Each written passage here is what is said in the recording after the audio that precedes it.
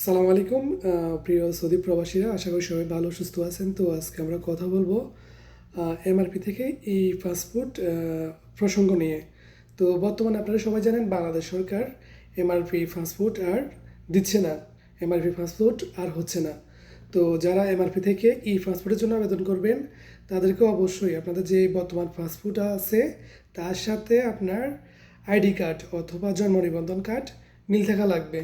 তো আপনার যদি আইডি কার্ড পাসপোর্টের সাথে মিল থাকে, নাম, বয়স, পিতার নাম, মায়ের নাম, আহ, আপনার যে ঠিকানা, যা যা প্রয়োজন পাসপোর্টের জন্য তা যদি মিল থাকে, ওটা আপনি নতুন পাসপোর্ট করার জন্য আহ, ওই ডকুমেন্ট আপনি সাবমিট করতে পারেন।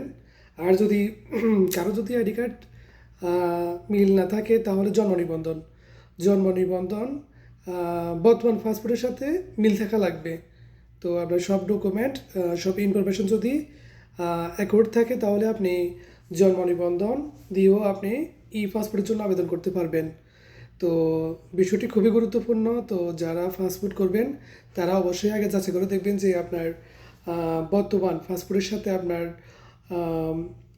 আইডি কার্ড অথবা জন্ম নিবন্ধন কার্ড মিল আছে কি না।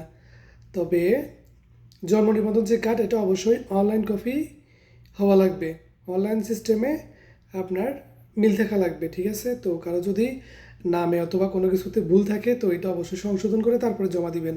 তো সবাইকে ধন্যবাদ।